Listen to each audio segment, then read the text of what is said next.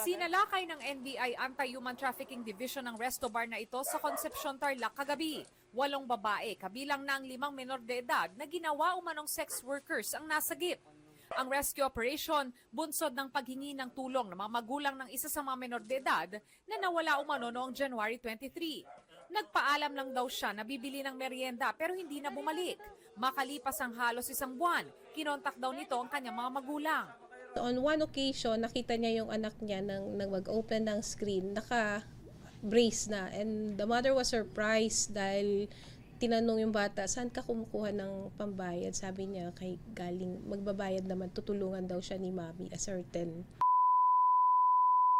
Ayon sa NBI Atrad na makakuha sila ng impormasyon na sa isang resto bar sa Concepcion, Tarlac nagtatrabaho ang menor de edad na biktima. Dito na sila nagsagawa ng surveillance. Nalaman din namin yung mga bata being offered for sex doon mismo sa nila, parang dormitory kung saan sila natutulog. Kasi ang inaalaw lang mag-bar fine yung mga yung nasa edad na. Pumasok lang po talaga kami doon sa kagustuhan din po namin. Tsaka may pangangailangan po kami. Para din po sa sarili ko, sa anak ko. Arestado naman ang may-ari ng bar at ang kapatid nito na tumatayo manong bugaw. Tumanggi silang magbigay ng pahayag. Naniniwala naman ang NBI Atrad na sindikato ang nasa likod nito dahil na ibabiyahe pa nila ang mga biktima mula Metro Manila patungong Tarlac. Sinachat nila na may ganitong klaseng trabaho, kung gusto nilang pumunta, kikita sila, may pera sila, tas makakapagpa-brace pa sila. Tas naientice yung mga bata dahil hindi naman mabilis kasing i-convince yung mga minor de edad. Maharap ang mga suspects sa reklamong paglabag sa Anti-Trafficking in Persons Act of 2003 at paglabag sa Special Protection of Children Against Abuse, Exploitation and Discrimination Act. Inirefer na ng NBI Anti-Human Trafficking Division ang mga biktima sa DSWD para mabigyan sila ng intervention. Para sa GMA Integrated News, Von Aquino ang inyong saksi.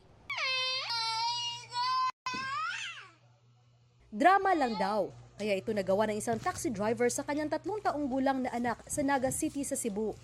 Nakakulong ng ama na ni livestream pa ang tila paggigilit niya sa bata. Tayan kita! At sa isa pang video ay paulit-ulit sinakal ang paslit. Sabi kahapon ng tatay, nagawa niya yun para makuha ang atensyon ng kalivin na ina ng bata. Nakuha nga niyang atensyon ng nanay na ngayon ay nagtatrabaho bilang domestic helper sa Europa.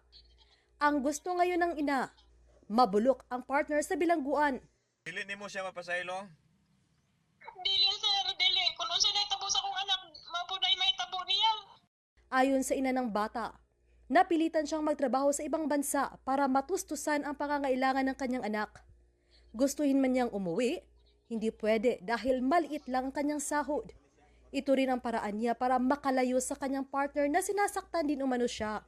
Ningana siya nako sir, ningana siya nako. Then ingon ko nga, ningana ko sa siya nga patyo na nako ang bata. So ingon ko sir nga, sige, surrender na nako nimo ang bata kay wala man ko'y mahimo kay layo man ko. Ingana ko siya. Pero ayaw ka bala ka kay basig minutes pa lang masikop na ka kay kitang tanan na DSWD nag-alaga sa atua. Nasa pangangalaga ng DSWD ang 3 taong gulang na bata. Posibleng ibigay ang kustodya nito sa mga kaanak nila batay sa rekomendasyon ng DSWD. Inihahanda ng reklamong paglabag sa Republic Act 7610 o Special Protection of Children Against Abuse, Exploitation and Discrimination Act laban sa tatay. Ang tatay muling humingi ng tawad sa kanyang anak. Handa raw siyang harapin ang parusang ipapataw. Wala, bisag asa na ko ng bata, pwede ra niya. Kung ikaw pa gustuhon, asa man nimo ipapuyo ang bata? Kung pwede lang, dirara kung sa akong iyaan. Sa igsuon sa akong mama ba? Unsa ka mahal nimo imong anak? Sir, sobra pa sa akong kinabuhi sir. Nakaklab kay ka ni mama nak nagpalayo lang ko kay pobre man ta. Wala man ko'y laing panginabuhian. Para sa GMA Integrated News, ako si Femery Dumabok ng GMA Regional TV Balitang Bisdak. Ang inyong saksi. Kita ang pagbabalibag sa mga tray na may lamang buhay na manok sa videong ito na nakuha ng NBI. Walang iligal sa unang tingin, pero bahagi na pala ito ng tinatawag na palit manok modus. Sumbong ng mga growers ng manok sa NBI, napansin nila ang pagkaka-reject ng kanilang mga pinapalaking mga manok sa mga planta. Itong complainant natin, supplier to sa mga malalaking food chains. Nagtataka sila na yung dumadating na manok dun sa planta ay hindi na pumapasa sa standards, tapos iba yung timbang. Nagtataka sila, wala naman silang nakikitang kakaiba dun sa takbo ng truck dun sa GPS, pero bakit parang nag-iba yung mga manok na dumadating sa planta. Nasundan ng NBI ang truck na nagdi-deliver ng mga manok at 10 sangkot daw sa modus ang arestado. Nawasak pa ang isang sasakyan ng NBI sa NLEX matapos itong banggain ng sasakyan ng mga suspect sa kanilang bigong pagtakas. Ayon sa NBI, kasabwat ang mga driver at pahinante ng truck. Pinapalitan daw ang mga manok na may timbang na 1,600 grams ng mga payat at batang manok na may bigat lang na 350 grams.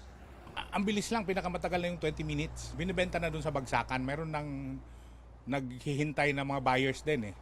So, dun nila binibenta na itong mga nakukuhan lang manok. Ang driver at pahinante, ang bayad sa kanila nung grupo na kumukuha ng mga manok, 20,000 bawat biyahe. Every biyahe daw, at least 500 to 1,000 chickens kada biyahe ang pinapalitan nila. Para hindi mabisto ang kanilang modus operandi, ang ginagawa raw ng sindikato ay tinatanggal itong GPS ng kanilang target na truck na may kargang manok at ikinakabit sa isang baterya.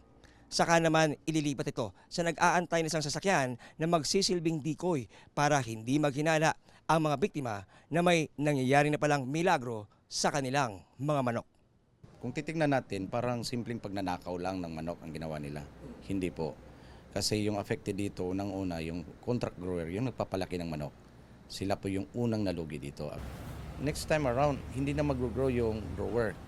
So, outright na mawalan sila ng client sa kanilang fees. The entire food chain and the ecosystem of the poultry industry are really affected. Pag-amin naman ng sangkot na driver ng truck, mahigit 1 taon na nilang ginagawa ang palit manok modus. Nagawa ko lang naman po yun kasi may sakit po ang nanay ko eh. Pero pinagsisisihan ko naman ho eh. Sana mabigyan pa kami ng pagkakataon para magbago. Ayon sa NBI, tuloy ang kanilang follow-up laban sa grupo na nag-ooperate din daw sa iba't ibang probinsya sa bansa.